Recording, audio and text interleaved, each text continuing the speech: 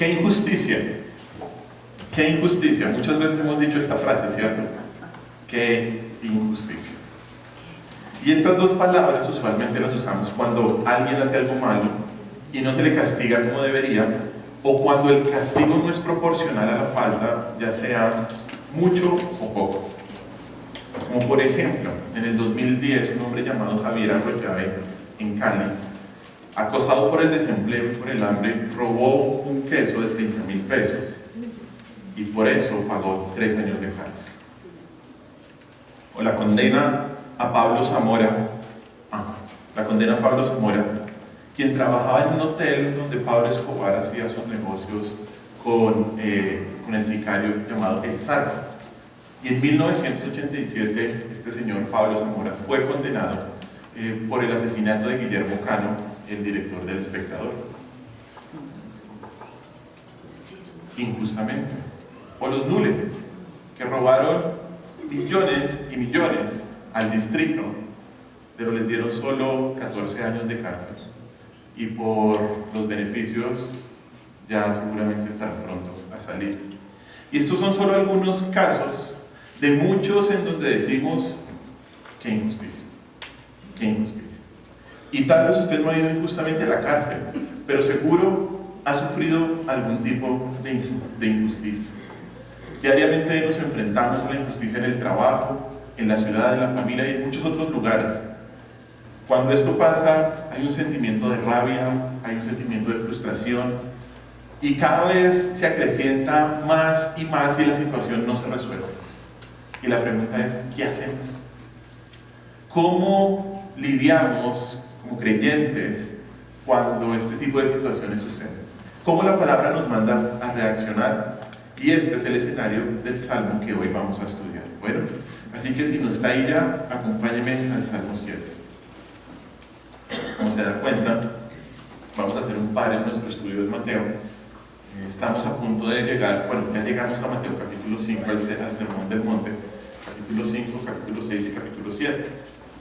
Y algunos de ustedes ya saben, voy a viajar a una conferencia de pastores en Los Ángeles, este día de dicho antes, y me voy de mañana en noche, ¿listo? Entonces solo voy a estar por fuera el domingo, pero yo dije, no, quiero coger el Sermón del Monte, Mateo 5, 6 y 7 del chorro.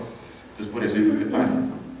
Y vamos a ver hoy un salmo y en 8 días un salmo también, ¿listo? Y la persona que va a estar aquí también va a predicar de Santiago, y después va a haber otra persona que va a predicar, ¿listo?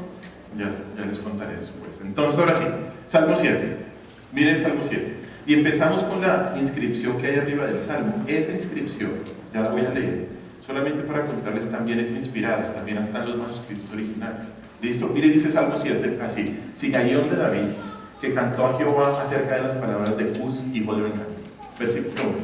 Jehová Dios mío, en ti he confiado. Sálvame de todos los que me persiguen y líbrame. No sea que desgarre mi alma cual león y me destrocen sin que haya quien me libre.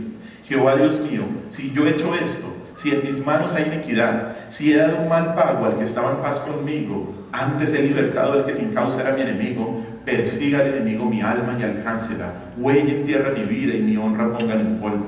Levántate, oh Jehová, en tu ira, álzate en contra de la furia de mis angustiadores, y despierta en favor mío el juicio que mandaste. Te rodeará congregación de pueblos, y sobre ella vuélvete a sentar en alto. Jehová juzgará a los pueblos, júzgame, oh Jehová, conforme a mi justicia y conforme a mi integridad. Fenezca ahora la maldad de los inicuos, mas establece tú al justo, porque el Dios justo prueba la mente y el corazón. Mi escudo está en Dios, que salva a los rectos de corazón. Dios es juez justo, y Dios está airado contra el impío todos los días. Si no se arrepiente, él afilará su espada. Armado tiene ya su arco y lo ha preparado. Asimismo, ha preparado armas de muerte y ha labrado saetas ardientes. He aquí el impío concibió maldad, se preñó de iniquidad y dio a luz engaño. Pozo acabado y lo ha ahondado, y en el hoyo que hizo caerá. Su iniquidad volverá sobre su cabeza y su agravio caerá sobre su propia coronilla. Alabaré a Jehová conforme a su justicia y cantaré el nombre de Jehová el Altísimo. Acompáñame en una pequeña oración. Señor, aquí estamos ante tu palabra y te pedimos humildemente que tú, tú, Señor, nos ilumines para poder entender tu palabra. Gracias, porque tu palabra es viva y eficaz. Tu palabra es como una espada que rompe todo lo que nosotros tenemos de pecado, de malos pensamientos y de equivocaciones. Te alabamos y te bendecimos, y en tu nombre hemos orado. Amén.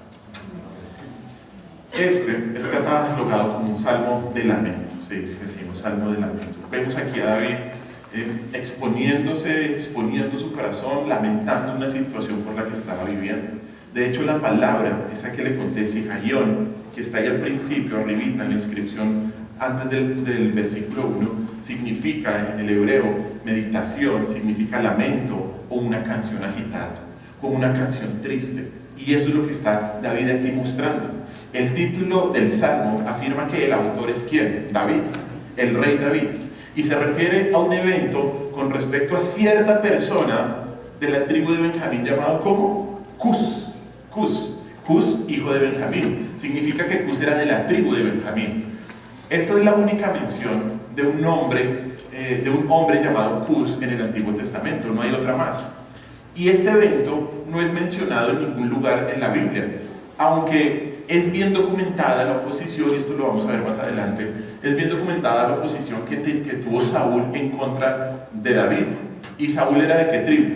De la tribu de Benjamín. Por lo tanto, es probable que Cus haya sido alguien cercano a Saúl que oprimió y que acusó a David de algo que él no cometió. Y el Salmo lo que nos está mostrando, lo que refleja es la reacción de David ante las falsas acusaciones que se hicieron en contra de él. Sobre todo eso lo vemos en el versículo 3 y 4. Las falsas acusaciones que está lanzando al parecer este hombre en contra de David.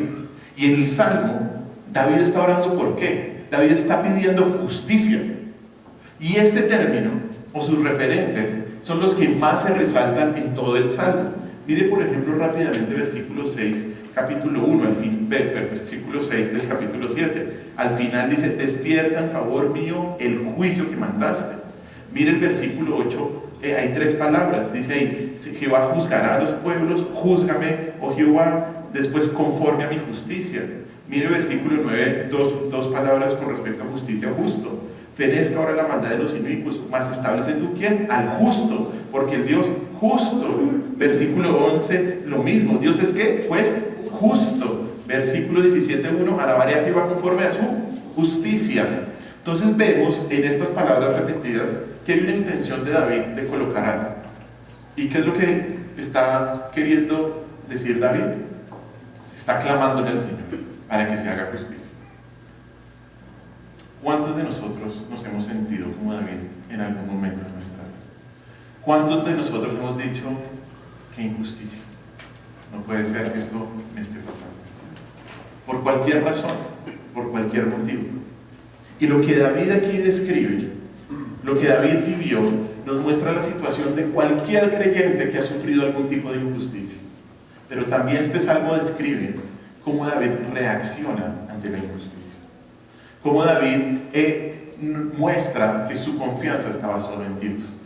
Nos enseña cómo debemos reaccionar nosotros ante la injusticia. Por eso es que vamos a mirar 5 reacciones piadosas. 5 reacciones piadosas ante la injusticia, con el propósito de reconocer que solo Dios es justo y que Él hará justicia. 5 reacciones ante la injusticia. Y la pregunta es esta: ¿cómo debes reaccionar ante la injusticia? ¿Cómo un creyente debe reaccionar ante la injusticia? Y la primera reacción del creyente ante la injusticia es buscar a Dios. Es buscar solo a Dios. Eso lo dice en los primeros 2 versículos. Dice así, una vez más lo leo: Jehová, Dios mío, en ti he confiado. Sálvame de todos los que me persiguen y líbrame. No sea que desgarren mi alma cual león y me destrocen sin que haya quien me limpie. Lo primero que hace aquí David, empezando el salmo, es una afirmación clara de que el Señor es su Dios. Él dice ahí, las primeras palabras dicen Jehová, Dios mío. El nombre de Jehová es el nombre que se utilizaba para enfatizar la relación de pacto en la que estaba Israel con Dios, o Dios con el pueblo de Israel. siempre se traía a colación, siempre se traía a memoria para mostrar que el Señor había sido fiel, que Jehová había sido fiel. Y por eso ahí David dice, Dios mío, Jehová Dios mío. Y eso es lo que nos muestra algo también muy importante, y es que David está en una relación con Dios. David no dice Jehová Dios de Israel, Jehová Dios del vecino, no, él dice Jehová Dios ¿qué? Mío, mío. Y esta es una firme declaración de la fe que tenía David en Dios, en Jehová. Luego el versículo dice, mire ahí la siguiente frase, dice, en ti he confiado. Y la raíz de esa palabra, de la palabra confiado, también es refugio. En otras versiones, como la Biblia de las Américas muestra, Jehová, tú eres mi refugio, tú eres mi refugio. Y esa palabra, refugio, describe un lugar que es seguro, un lugar confiable, un lugar tranquilo. Por eso es que esta expresión de Jehová en ti he confiado significa correr para estar seguro. Cuando David dice Jehová Dios mío, en ti he confiado, es que Jehová, a ti corro para estar seguro. Aquí, a ti corro para tener refugio, y muestra cómo Dios es ese lugar de refugio. Y David corre para estar seguro, ¿por qué? Mire lo que dice el texto, siempre mire su Biblia. ¿Por qué? Sálvame de todos los que me persiguen y líbrame. Esas dos palabras, sálvame y líbrame, se utilizaban para describir a una persona que estaba literalmente contra la espada y la pared, literalmente en una situación de peligro, y muestran esas dos palabras que lo que está haciendo Dios, o lo que le está pidiendo David, es sacarlo, arrancarlo, arrebatarlo del peligro de una manera milagrosa. Él está entre la espada y la pared, y él necesita salir de ahí para que su vida no corra peligro. David estaba acorralado, no tenía salida, y por eso necesitaba ser librado ¿de quién? De los que lo persiguen, dice ahí. Hay algunos personajes que lo persiguen, pero en este caso, David no es perseguido de manera física o de manera literal, como a veces pensamos que es la palabra, sino con unas armas mucho más poderosas, que son las palabras. ¿Cómo sabemos eso? Porque el versículo 2 dice, no sea que desgarren, ¿qué? Mi alma. ¿Listo? ¿A qué se refiere el alma? A la vida interior, no a la vida exterior. David estaba preocupado era por lo que estaban diciendo las personas. En este caso, al parecer, este Cus. De hecho, más adelante vamos a ver de qué se trataba esta acusación. David está preocupado por eso, porque están desgarrando su alma. Y es muy cierto, ¿no? Porque a veces las palabras hacen más daño que los actos, ¿no? A veces son mucho más duros. Y esta comparación con un león es muy fuerte, porque mire lo que dice el texto. Dice, no sea, él pide que lo libre, no sea que desgarren mi alma cual león y me destrocen sin que haya quien me libre. El salmista siente que su vida está ante las garras, ante los dientes de un león hambriento, sin ningún tipo de ayuda, ni nada con que defenderse. Está a puertas de que su vida se acabe. ¿Y qué puede hacer David ante esto? ¿Qué puede hacer una persona ante un león hambriento? Él dice, buscar a Dios, porque fuera de él, mire cómo acaba el texto, no hay quien me libre, no hay nadie. Él sabe que para la situación que está viviendo no hay absolutamente nadie quien lo pueda librar, nadie. Y estos dos versículos nos enseñan algo muy importante. Nos enseñan que lo primero que tenemos que hacer ante la injusticia es ¿qué? Es buscar a Dios. Porque aparte de nuestro Dios, no hay nadie que nos pueda librar de los peligros que vivimos. Lo primero que debemos hacer ante la injusticia no es defendernos, no es pensar cómo voy a hacer para vengarme o para que el otro pague lo que me hizo, no. Mucho menos debes buscar ayuda en otro lugar que no sea Dios, que eso es usualmente lo que nos pasa, que es que vamos buscando ayuda en otro lugar. De hecho, eso nos lo muestra Jeremías con Israel. Miren lo que dice Jeremías capítulo 2, versículo 13, un versículo que seguramente usted ha escuchado. Jeremías capítulo 2, versículo 13, dice así, porque dos males ha hecho mi pueblo. Me dejaron a mí fuente de agua viva y cavaron para sí cisternas rotas que no retienen el agua. Esta es la historia que está describiendo aquí el profeta Jeremías. En un momento difícil de Israel, ¿qué fue lo que hicieron ellos? Buscaron ayuda en otro lugar, específicamente en Egipto buscaron ayuda. ¿Y qué les dice David que es ese tipo de ayuda? ¿Son qué? Cisternas rotas. Cisternas rotas que no retienen el agua. Y es que eso es lo que pasa cuando buscamos ayuda en otro lugar que no es Dios. Eso nunca va a proveer la ayuda que necesitamos.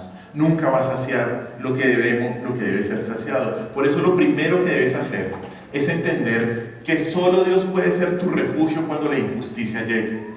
Solamente Dios puede ser tu refugio, tu ayuda. Solo a Él puedes buscarlo, porque nadie más tiene la solución. Solamente el Señor. Pero hay algo también muy importante que debemos entender todos.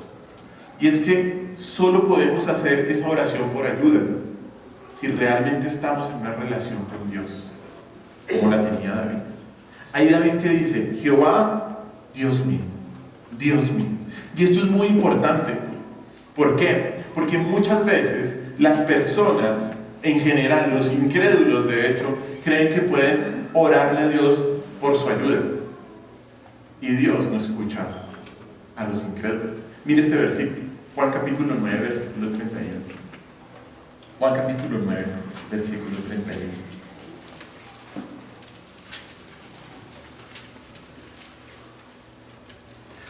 ¿Qué dice ahí? Y sabemos que Dios no oye a los pecadores, pero si alguno es temeroso de Dios y hace su voluntad, a ese escucha, a ese oye. ¿Por qué David estaba tan seguro de decir lo que dijo? Porque él estaba en una relación con Dios, porque Dios era su Dios. Una persona solo puede pedirle a Dios que lo salve y que lo libre porque ha confiado en Él. Es ilógico clamar por ayuda a Dios sin tener una relación con Él. Es ilógico, es tonto, no es bíblico. Por eso, si quieres tener la seguridad de poder ir a Dios, cuando estás en angustia, debes estar en una relación con Dios por medio de Jesucristo.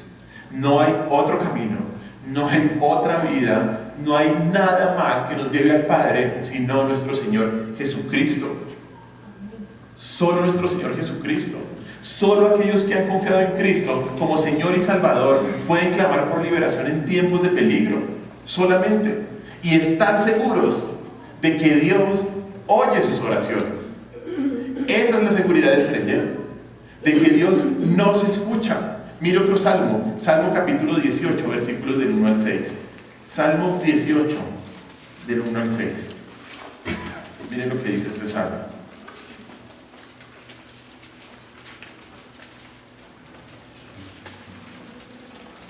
Dice Salmo 18, del 1 al 6, dice así: Te amo, oh Jehová, fortaleza mía, Jehová, roca mía y castillo mío y mi libertador. Dios mío, fortaleza mía, en Él confiaré. Mi escudo y la fuerza de mi salvación, mi alto refugio.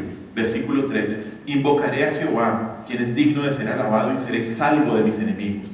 Me rodearon ligaduras de muerte y torrentes de perversidad me atemorizaron. Ligaduras del Seol me rodearon, me tendieron lazos de muerte. En mi angustia invoqué a Jehová y clamé a mi Dios. Él oyó mi voz desde su templo, y mi clamor llegó delante de Él a sus oídos. ¿Ven esta seguridad de David? Él sabe que el Señor lo está escuchando, y por eso Él dice: yo clamé a Dios, ¿y Él qué? Él me escuchó. Él me escuchó. Como vamos a ver en la progresión del Salmo, debemos estar seguros que el Señor escucha y que Él va a actuar cuando Él determine que debe. Pero si algo debemos hacer nosotros, hermanos, es entender que en momentos de problemas, en momentos de injusticia, como narra este Salmo, debemos clamar a Dios. Debemos buscar en primer lugar a Dios y solo a Dios. ¿Qué debes hacer cuando hay alguna injusticia en tu vida? Busca a Dios. Busca a Dios. Siempre busca a Dios. Ese es el primer aspecto. La segunda reacción del creyente ante la injusticia es estar seguro de ser íntegro. Estar seguro de ser íntegro. Esa es la segunda reacción que debemos tener ante la injusticia, estar seguro de nuestra propia integridad. Mire lo que dice el versículo del 3 al 5. Dice así: Jehová Dios mío, si yo he hecho esto, si hay en mis manos iniquidad, si he dado mal pago al que estaba en paz conmigo, antes he libertado al que sin causa era mi enemigo, persiga el enemigo mi alma y alcáncela, huelle en tierra mi vida y mi honra ponga en fuego. Al igual que en el versículo 1, esta sección comienza con las palabras Dios mío, pero en este caso ya no pidiendo ayuda, sino trayendo a Dios como testigo de David. David de hecho está trayendo a Dios como su testigo, porque a continuación va a afirmar su inocencia en forma de juramento. Y esto lo sabemos por la serie de frases introducidas por las palabras sí, seguidas de las consecuencias. Son frases condicionales. Si es verdad que haya hecho ciertas cosas, entonces, como dice el versículo 5, sus enemigos tienen absolutamente todo el derecho de perseguir a David. Y de hecho la progresión de estas frases nos muestra cuál era la acusación contra David. La primera frase dice así: Jehová Dios mío, si yo he hecho esto. Esto no nos muestra muchas pistas de lo que es la acusación, pero se refiere a lo que estaba sucediendo, y pasamos por lo tanto a la segunda acusación o al segundo juramento. Dice: si hay en mis manos iniquidad. Si hay en mis manos iniquidad. Aquí la palabra iniquidad significa maldad. Y al parecer estaban acusando que David había hecho algo malo, que David había hecho algo pecaminoso. Miren ahora entonces la tercera frase. Dice así: si he dado mal el pago al que estaba en paz conmigo. Aquí se empieza a mostrar cuál era la falsa acusación. Aquí se describe una persona contra la cual David debía estar en paz, pero supuestamente le hizo algo malo.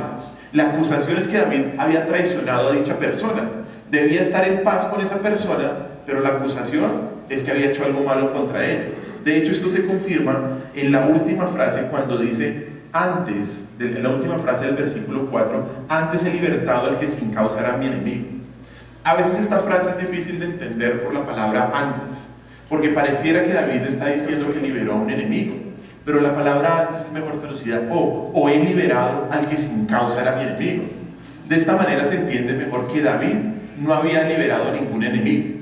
David no había actuado de esa manera. Si David hubiera hecho eso, hubiera sido algo grave, porque liberar a un enemigo era un acto ¿qué? Traicionero. Era un acto traicionero. O sea, si el salmista había ayudado a un enemigo de su aliado, él hubiera traicionado con el que estaba en paz, ¿cierto? De eso se trata la acusación.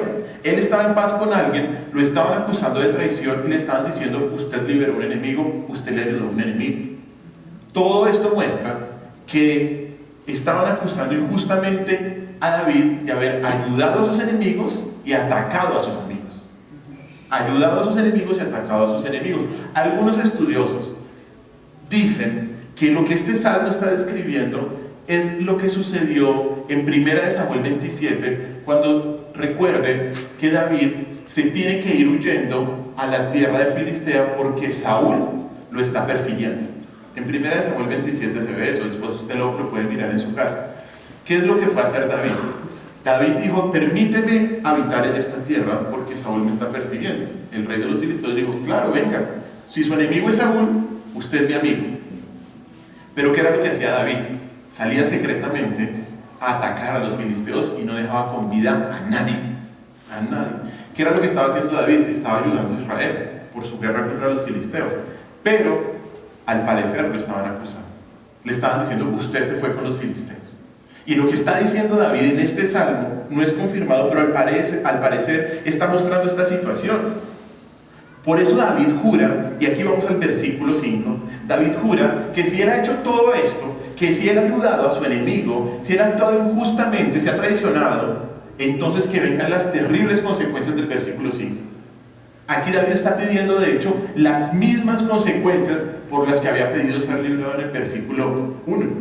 La primera penalidad que el salmista menciona en caso de que sea culpable es lo que tanto teme, y es ser perseguido y alcanzado. Mira el versículo 5: persiga el enemigo mi alma y alcance. ¿Se acuerdan que estaba pidiendo en el versículo 1 del Salmo 7? Señor, sálvame de todos los que me persiguen. Por lo tanto, David, ¿qué era lo que estaba diciendo?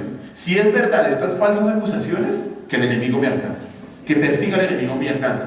Pero también dice otra segunda consecuencia. La segunda consecuencia, producto de la primera. Como consecuencia de la primera, ¿cuál es? La muerte. Él dice, y eso es lo que significa esa frase: huelle en tierra mi vida y mi honra ponga en polvo. Eso implica una muerte, pero una muerte vergonzosa. Una muerte como si él no fuera el rey. Una muerte terrible. Y estas declaraciones tan fuertes tienen el propósito de afirmar la inocencia del salmista delante de Dios. ¿Qué es lo que está diciendo David? Dios, mira, si yo he hecho esto, que me muera. Que me muera. En David no hay iniquidad, en David no hay maldad, en David no hay injusticia, David no ha traicionado a nadie. Su defensa con respecto a su inocencia es tan convincente que invoca la muerte si es culpable de todos los actos. ¿Será que podemos decir lo mismo? ¿Será que hemos sido íntegros de lo que nos acusan o de las injusticias que han cometido contra nosotros? Estos versículos nos están enseñando que la defensa de una persona, cuando lanzan falsas acusaciones, cuando cometen algún tipo de injusticia, es la integridad delante de Dios. Es ser íntegro delante de Dios. Y esto no se trata de ser perfectos. No se trata de nunca haber cometido un pecado, sino que se trata de que cuando clamamos por justicia, cuando decimos, Dios, ¿qué injusticia están cometiendo contra mí? ¿Sabe qué debemos hacer primero? Examinarnos a nosotros mismos. Si nosotros hemos actuado de manera justa, de manera íntegra. Esto se trata de examinar si lo que nos está sucediendo es producto de algo que hemos sembrado con respecto a dicha situación y si ahora lo estamos recogiendo. Y muchas veces el resultado, cuando nos examinamos, es que ya no tenemos que orar por justicia, sino por misericordia. Porque cuando nos vemos a nosotros con alguna situación específica, ahí sí decimos, o debemos decir, Señor, ten misericordia. Ten misericordia. David, y esto es increíble, David oró por justicia al principio del Salmo. ¿Por qué? Porque sabía que él era inocente. Él sabía que era inocente. Y de la misma manera, nosotros podemos clamarle a Dios por justicia, pero debemos estar seguros de que hemos actuado con integridad. Debemos estar seguros de eso. Y si así lo hemos hecho, debemos entender que no hay una defensa más grande en nuestra vida, más poderosa que Dios. No hay una defensa más grande que la vida íntegra de una persona delante de Dios. Y déjeme darle un ejemplo más. Está en Primera de Tesalonicenses, con el apóstol Pablo. Mire lo que dice Primera de Tesalonicenses, capítulo 2, versículos 3 al 5 y versículo 10. Primera de Tesalonicenses, capítulo 2, 3 al 5 y versículo 10.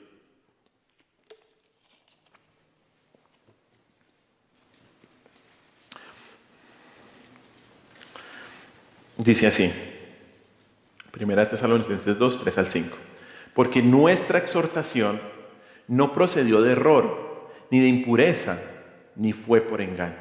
Pablo aquí se estaba defendiendo de unas falsas acusaciones. Versículo 4 dice, 4, sino que según fuimos aprobados por Dios para que se nos confiase el Evangelio, así hablamos, no como para agradar a los hombres, sino a Dios que prueba nuestros corazones.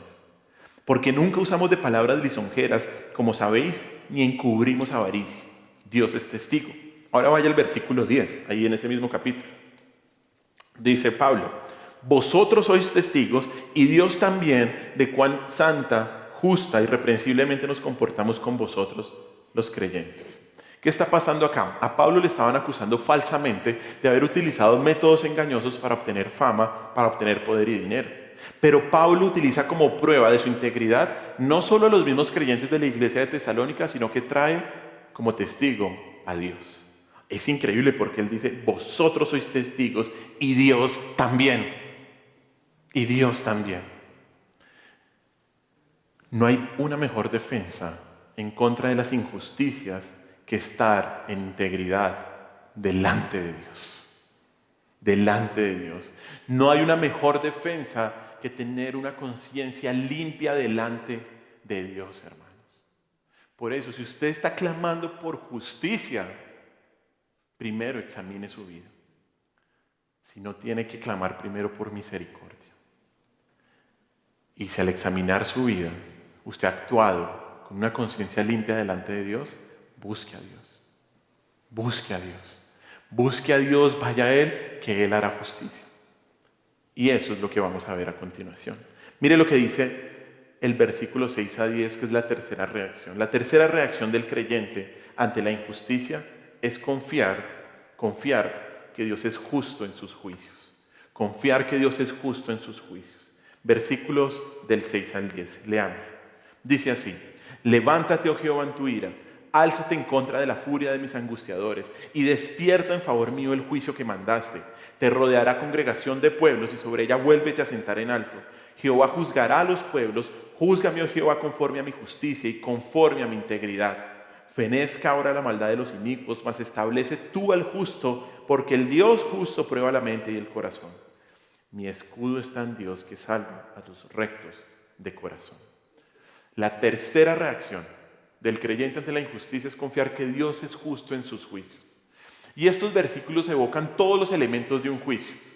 Todos los elementos de un juicio en una corte, con los implicados, los testigos, pero sobre todo el juez que se sienta en el juzgado a dictar sentencia. El salmista le pide a Dios un juicio en el que dicte sentencia. Debido al juramento que acabamos de mirar, al juramento que están en los versículos anteriores, debido a las acusaciones que hay contra David, se necesita un juicio. Y por eso David le dice a Dios: juzga tú. Se necesita un juicio con respecto a la inocencia o a la culpabilidad del implicado. Este pedido por justicia comienza en el versículo 6 haciendo 4 peticiones. Mire el versículo 6, dice ahí: levántate, álzate, despierta, mandaste o manda, que significa mandar, declarar el juicio. 4 palabras: levántate, álzate, despierta y manda. Y todo esto nos muestra el pedido de justicia que le está haciendo David a Dios. Estas palabras muy importantes no describen que Dios esté sentado, que Dios esté dormido, para nada, ¿no? Sino que describen la experiencia del salmista. El que escribe es David. Describen su experiencia en sentir que Dios no estaba cerca, en que sus enemigos lo estuvieran acechando, que estaba al punto de un desastre. Y por eso David dice: levántate, álzate. Porque David, ¿qué piensa? Está lejos, o está dormido, o algo por el estilo. Pero no es así, es la experiencia del salmista. Mire cómo dice después luego el versículo 7. Comienza diciendo: te rodeará congregación de pueblos. ¿Y esto qué ilustra? Esto ilustra a las personas en un juzgado en donde la gente rodea al juez. La congregación de los pueblos, dice ahí. ¿Y quién es el que se va a sentar en lo alto? Dios. Dice: te rodeará congregación de pueblos y sobre ella vuélvete a sentar en alto. Eso significa que Dios, como juez soberano, toma su asiento en el juicio. Eso es lo que está diciendo David: vuélvete a sentar en lo alto. Y por eso el versículo 8, la primera frase dice: Jehová juzgará a los pueblos. Esto es una afirmación de que Dios es quien administra justicia en toda la tierra. Dios es el único juez justo y Él es el que administra justicia en toda su creación. Por eso David ahí en el versículo 8 continúa diciendo: júzgame, oh Jehová, conforme a mi justicia y conforme a mi integridad.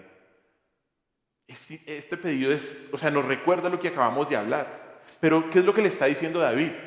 Ya que tú eres el juez de toda la tierra, júzgame. Ya que tú eres el juez justo, júzgame si yo he obrado bien o mal. Y aquí es importante observar que David no está diciendo que tiene una absoluta justicia o que es sin pecado, sino que clama por una completa inocencia con respecto a los falsos cargos que lo acusan. Pero lo increíble, como lo mencioné ya, lo increíble de esta petición es que él dice: júzgame conforme a mi integridad. Júzgame conforme a mi integridad. O sea, David había actuado correctamente. David aquí está clamando por una decisión que revele que él ha actuado con justicia, que él ha actuado con integridad a pesar de las falsas acusaciones que están haciendo contra él. Y una vez más nos preguntamos: ¿será que podemos decir lo mismo? ¿Será que podemos decir esto? Porque a veces nos gustan los primeros versículos, ¿no? Señor, visita la maldad de los inicuos. Señor, haz esto con ellos, destrózalos, como algunos salmos imprecatorios, ¿no? Pero ¿será que podemos decir, Señor, júzgame conforme a mi integridad? La siguiente escena del juicio se describe en el versículo 9, cuando David comienza diciendo, fenezca ahora la maldad de los inicuos. Fenezca ahora la maldad de los inicuos. Aquí David está ejerciendo su derecho a la defensa. Y habiendo declarado que Dios es justo, pasa a acusar a los malvados declarando la maldad de ellos. Que se acabe la maldad de los inicuos, de los pecadores. Y por eso este verso concluye diciendo, porque el Dios justo prueba la mente y el corazón. El Dios justo prueba la mente y el corazón. Dios es el juez justo y debido a que conoce la mente y el corazón de las personas, o sea, conoce a David y conoce también a sus acusadores, va a establecer justicia. Va a establecer justicia y la maldad se acabará. Y una vez más, aquí el Salmo nos llama a examinarnos. ¿Por qué? Porque Dios sabe lo que hay en nuestros corazones. Porque Dios sabe cuáles son las motivaciones que nosotros tenemos, las intenciones. Y porque no podemos engañar pidiéndole a Dios justicia cuando no hemos sido íntegros. No podemos engañar a Dios. La escena final de este juicio describe una declaración de confianza en Dios. El juez, mire el versículo 10.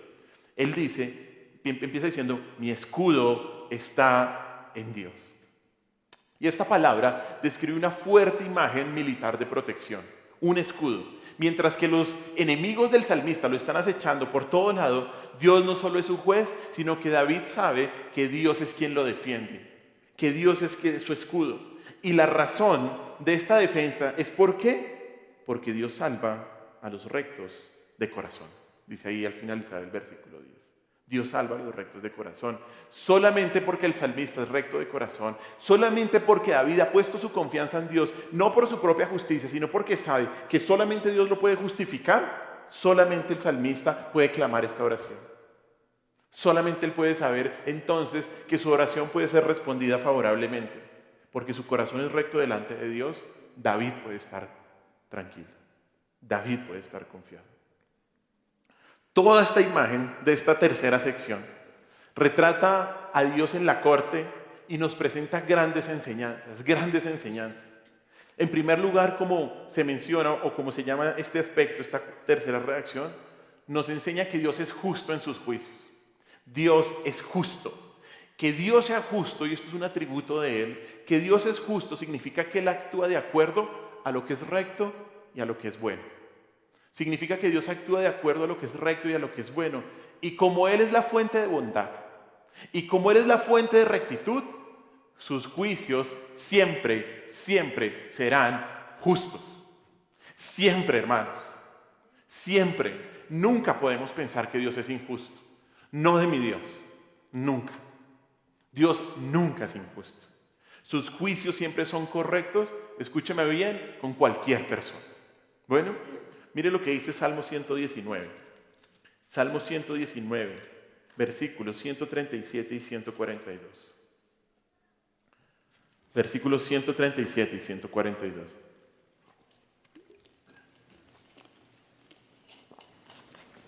Solo dos versículos de esta verdad que está continuamente en toda la palabra. Salmo 119, 137 dice así: justo eres tú, oh Jehová, y rectos tus juicios. Y mire el 142. Tu justicia es justicia eterna y tu ley la verdad. Miren, usted cuando esté frente a la injusticia, usted debe saber esto por encima de cualquier cosa. Dios es justo, porque su palabra lo dice. Porque su palabra lo dice. Nunca usted puede dudar de esta verdad.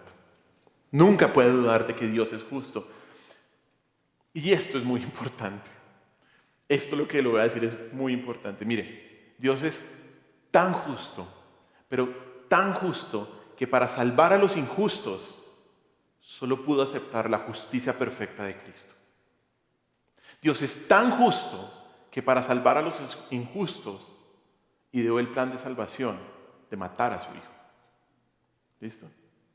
¿Por qué? Porque nosotros, que somos injustos, no podíamos presentarnos por nuestras propias obras ante un Dios justo. Dios es tan justo que para salvar a los injustos solo pudo aceptar la justicia perfecta de Cristo, el único justo, el único justo. Y eso es lo primero que debemos entender. Dios siempre es justo en sus juicios. En segundo lugar, esta sección nos enseña que no debemos pensar que Dios no está atento a lo que les pasa a sus hijos. Muchas veces nos sentimos como el salmista, ¿no? Sentimos que Dios está dormido o que está muy lejos, pero esto es solo una percepción. Nunca podemos pensar que Dios está dormido o que no nos escucha. Nunca, porque si usted es creyente, si usted es un hijo de Dios, Dios siempre lo escucha. Siempre lo escucha. Mire lo que dice 1 de Juan 5, 14, 15. 1 de Juan 5, 14, 15.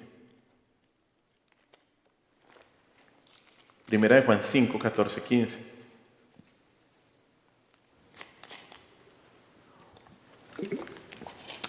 Dice así: y esta es la confianza que tenemos en Él, que si pedimos alguna cosa conforme a su voluntad, Él nos oye. Y si sabemos que Él nos oye en cualquier cosa que pidamos, sabemos que tenemos las peticiones que le hayamos hecho. Hermano, si usted es un creyente, vaya al Señor, porque Él, ¿qué dice aquí? Lo escucha. Vaya, preséntele sus peticiones al Señor. Vaya, pero nunca dude de que el Señor siempre está atento y ve si usted está pasando por angustia. Y eso es una verdad maravillosa. Incluso, como ya vamos a ver ahorita adelante, incluso si todavía no hemos visto respuesta a nuestras oraciones. Pero tener la confianza de que Dios nos escucha es saber que Dios va a orar, que Dios lo sabe. Eso es lo segundo que nos enseñan estos versículos de esta tercera reacción. Y lo tercero es lo que ya mencioné, es que debemos esperar a que Dios actúe. Usted debe esperar a que Dios actúe. Usted debe decir como David, que Dios se levanta, que Dios se levante, que Dios haga justicia. Pero mientras pasa eso, usted debe esperar en Dios. Como cantábamos ahorita. Cantaré otra vez en la congregación de su misericordia, de su gran amor, de su justicia. Debemos esperar en Dios. Debemos decir como David, Señor, levántate. Pero mientras tanto debemos esperar en Dios. Esa espera no significa que Dios es injusto. Esa espera significa que Dios sabe cuál es el mejor momento para orar. Que Dios es soberano y Él hace como quiera, cuando quiere, donde quiere. La Biblia es muy clara en afirmar que el creyente no debe hacer justicia por sus propios medios, sino que debe esperar a que Dios actúe. Mire lo que dice Proverbios 20:22. Proverbios 20:22. Dice así Proverbios 20:22. Dice, no digas, yo me vengaré. Espera a Jehová y Él te salvará. Es que este es el punto. Mire, yo no le estoy diciendo que si usted está en una situación jurídica, en una reclamación, bueno, todo este tipo de cosas, usted utilice los medios que tiene que utilizar. Pero su motivación no es yo me vengaré, yo haré y yo actuaré por fuera de Dios. Nunca. Nunca. Y ya vamos a ver algo más de eso. Pero usted debe hacer lo que dice este salmo. No digas, yo me vengaré. Espera a Jehová. Espera al Señor. Tu actitud cuando sufres injusticias es esperar en Dios. ¿Por qué? Porque Él es un juez justo. ¿Listo? Él es un juez justo. Él es un juez justo. Cuarta reacción. Vamos una vez más al Salmo 7. La cuarta reacción del creyente ante la injusticia es reconocer que Dios juzgará al pecador. ¿Listo? Dios juzgará al pecador. Leamos versículos del 11 al 16.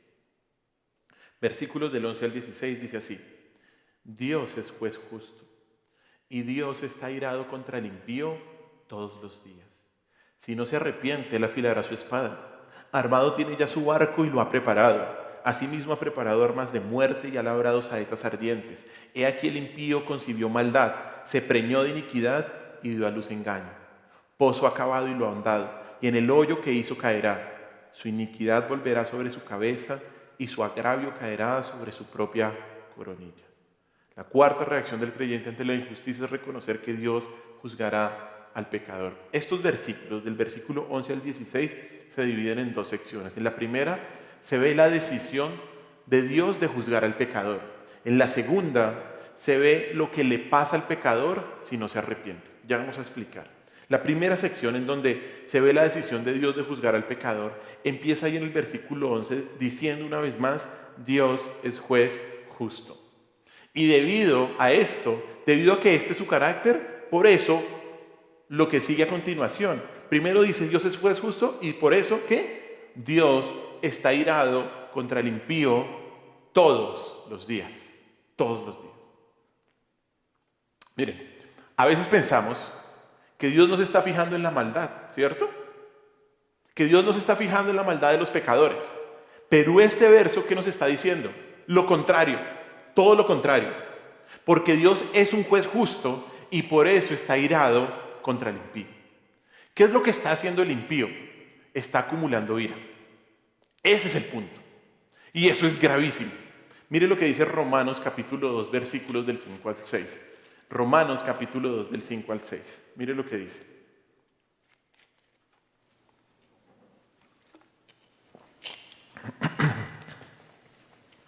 Dice así, Romanos 2, 5 y 6. Pero por tu dureza y por tu corazón no arrepentido, atesoras para ti mismo ¿qué? Ira para el día de la ira y de la revelación del justo juicio de Dios, el cual pagará a cada uno conforme a sus obras. ¿Qué está haciendo Dios? ¿O qué están haciendo más bien los pecadores? Así Dios pensamos que no está orando. Está acumulando ¿qué? Ira para el día de la ira. Cualquier pecador. Bueno, cualquier pecador. Cualquiera que ha ofendido a Dios y no tiene su confianza en Cristo como Señor y Salvador. ¿Qué está haciendo? Acumulando ira para el día de la ira. Hermanos, por eso es tan importante compartir el Evangelio. Porque no podemos dejar, por lo menos en nuestra conciencia, que aquellos que no conocen a Cristo como Señor y Salvador, que no se hayan arrepentido de sus pecados, sigan acumulando ira para el día de la ira. El Señor no va a pasar por alto la maldad. Nunca pensamos que sí, nunca pensamos, ay, es que hay mucha maldad en la tierra. El Señor no pasará por alto la maldad. La maldad no pasa desapercibida para el único juez justo que hay. Él es el único juez justo. Pero además hay algo muy importante. Es que este versículo muestra la verdad. O más bien, quita la mentira que tal vez usted ha escuchado por ahí. Y es que Dios ama al pecador, pero odia su pecado. ¿Qué dice este texto? ¿Que Dios ama al pecador? Que Dios está ¿qué? Airado. Porque a veces pensamos esto. No es que Dios odia tu pecado, debes dejarlo. No, Dios te odia a ti. Si no estás en Cristo, Dios está airado. Dios está airado contra el impío todos los días. ¿Por qué? Porque está pecando. Está pecando en contra de Dios, en contra de su santidad. En contra del único juez justo está pecando. Debemos entender eso. Y esto es muy importante porque eso nos ayuda a compartir el Evangelio. Porque la gente a veces piensa, sí, claro, Dios me ama y tiene un plan maravilloso para mi vida. No, es que si no te arrepientes, el plan es el infierno. Punto. Eso es lo que dice la Escritura. Eso es lo que hemos venido estudiando en el libro de Mateo. Por eso debemos entender eso. Esto nos debe ayudar a nosotros, los creyentes, a compartir el verdadero evangelio. Porque Dios está airado contra el impío todos los días. Y porque lo que el impío, lo que el pecador está haciendo es que acumular ira para el día de la ira. Por eso si algo debe motivar nuestro corazón es compartir el evangelio de Cristo, el evangelio de la salvación. El evangelio de que Dios proveyó una salida a nuestro Señor Jesucristo para ser salvos. Y ahí se demuestra el amor del Señor, en aceptar ese arrepentimiento. Dios odia al pecador y su pecado. Dios está airado contra el pecador impenitente todos los días. Y Dios tomará acción como dice el versículo 12 y 13. Mire lo que dice: si no se arrepiente, si no se arrepiente. Si no se arrepiente, ¿qué va a pasar? Él afilará su espada, armado tiene ya su arco y lo ha preparado. Asimismo ha preparado armas de muerte y ha labrado saetas ardientes. Aquí en estos versículos vemos varios elementos de una guerra, ¿no? La espada, el arco, armas, saetas ardientes, flechas de fuego. Y todas estas imágenes lo que pretenden es enseñarnos, es mostrarnos que la ira de Dios se hará real si los malos no se arrepienten, no se arrepienten. Como un guerrero, Dios prepara todas sus armas para el día del juicio. Pero lo interesante es que estos versículos no dicen que Dios actúa, sino que prepara todo para actuar. Él prepara todo para actuar. Dios no actúa porque está haciendo un llamado, tal vez el último, a que una persona se arrepienta. Tal vez el último. El juicio de Dios está seguro. El juicio de Dios ya está listo si el pecador no se arrepiente. Esa es la primera parte de este cuarto punto. Pero en la segunda sección de estos versículos vemos lo que le pasa a los impíos si no se arrepiente, del versículo 14 al 16.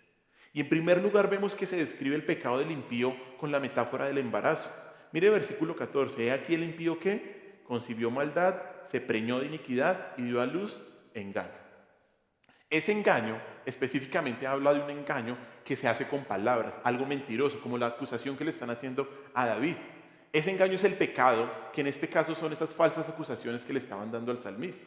Eso es lo primero. Se ve la metáfora del pecador o la metáfora del embarazo como alguien que concibe ese pecado y da luz engaño. En segundo lugar, aquí se muestra cómo el mal que el impío planeó se devuelve en su contra.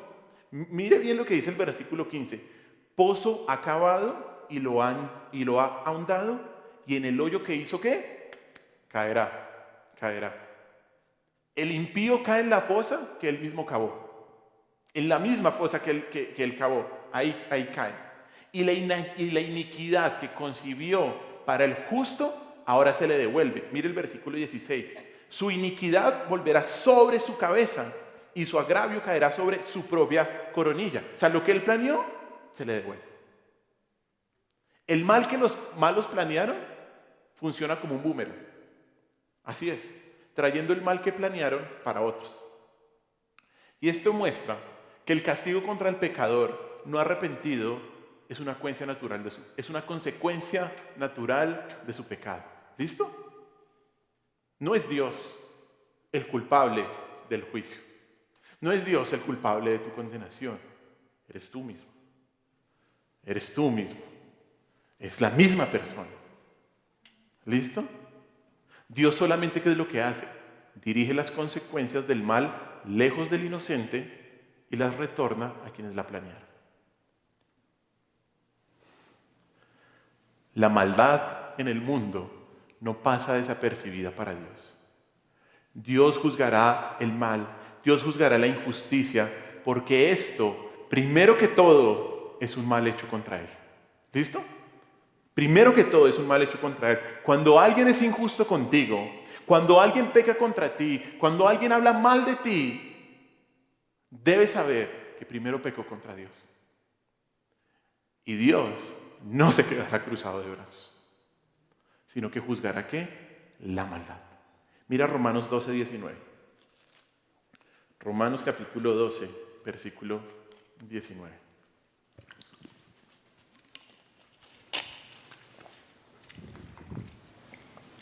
Romanos 12, 19. ¿Qué dice? No os venguéis vosotros mismos, amados míos, sino dejad lugar a la ira de Dios, porque escrito está: mía es la venganza, yo pagaré, dice el Señor. Dios va a hacer justicia. Porque todo pecado, porque todo acto de maldad antes de ser una ofensa contra una persona, es una ofensa en primer lugar contra Dios. Así es. Dios tiene un compromiso absoluto de que se haga justicia, porque Él es justo. Porque Él es justo. Dios juzgará todo lo que la humanidad haga. Mire Gálatas 6:7. Gálatas 6:7.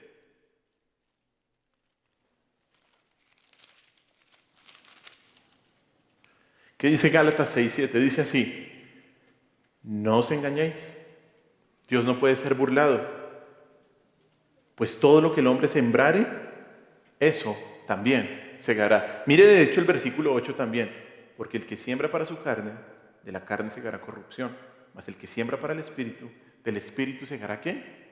Vida eterna. No os engañéis, ni usted ni los que están a su alrededor. No nos engañemos. Todos los males serán castigados, escúcheme bien, en esta vida o en la eternidad. Así es. ¿Por qué? Porque Dios es justo. Si las personas no se arrepienten de sus pecados y creen en Cristo como Señor y Salvador, la ira de Dios vendrá. La ira de Dios vendrá. Por lo tanto, el que te hace daño o se arrepiente y confía en Cristo, de modo que su deuda fue pagada en la cruz, y eso es lo maravilloso de nuestro Señor, o Dios hará que su deuda sea pagada aquí o en el infierno. Así es. Dios es el único que tiene el derecho de hacer justicia en el universo y lo hará. Lo hará. Él es el único juez justo. Él es el único juez legítimo. Usted tiene que ser responsable con lo que tiene que hacer, pero no peque, tratando de hacer justicia por su propia cuenta. Bueno, deje su causa a Dios. Reconozca que Él juzgará de manera más justa que si usted mismo lo hiciera. Ese es nuestro cuarto punto. Y último punto y quinto punto. Última reacción que debemos tener ante la injusticia es alabar a Dios por su justicia. Alabar a Dios por su justicia. Mire lo que dice el versículo final, versículo 17. Dice así: alabaré a Jehová conforme a su justicia y cantaré el nombre de Jehová el Altísimo. En la conclusión del Salmo, David alaba a Dios. Y aquí vemos cómo la actitud del salmista pasó de la preocupación a la alabanza. En el principio, ¿cómo veíamos a David? Angustiado, preocupado. Un león, o la metáfora es de un león, lo puede acabar. Todo esto mostraba que el salmista estaba en angustia. Se veía a David con una angustia que limitaba su visión. Él solo podía pensar en las falsas acusaciones que se hacían en contra de él y en su necesidad por ser vindicado. Era lo único que podía pensar David. Al comienzo de su oración, al comienzo del Salmo, los enemigos le hacían sombra a Dios. Los enemigos le hacían sombra a Dios. Pero ¿qué es lo que vemos al final del Salmo? Al concluir, nos damos cuenta que ya hay un balance en el salmista. ¿El salmista qué hace? Dice, alaba la justicia y alaba el nombre de Dios, o sea, ¿quién es Él? Esas palabras, alabaré y cantaré, se refiere a alabar a Dios con instrumentos, pero públicamente. No es que él se iba a encerrar en su cuarto a alabar, no. Él iba a salir, a pesar de la situación en la que se encontrara, a decir, Dios es bueno, Dios es justo y alabaré a Dios eternamente. El salmista reconoce que Dios es justo, reconoce que el carácter de Dios es bueno y se lanza a alabar a Dios delante de todas las personas. Pero ¿sabe que hay algo muy interesante? Y es que la situación no ha cambiado. Aquí no dice que la situación cambió.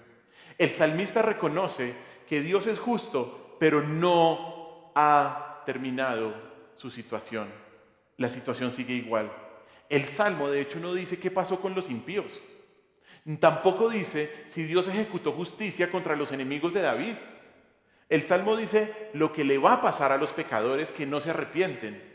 Pero al concluir el Salmo, esto no ha pasado, ¿cierto? Esto no ha sucedido. La reacción del salmista es alabar y confiar que Dios es justo, así la situación no haya cambiado. Así la situación no haya cambiado absolutamente nada. Tristemente, en muchas ocasiones, las injusticias que se cometen contra nosotros le hacen sombra a Dios, ¿cierto? Como que nos hacen olvidar a Dios. Pero al igual que David, ¿qué es lo que debemos hacer? Alabar a Dios, porque Él es un Dios justo. Porque Él hace justicia, así no veamos una respuesta inmediata.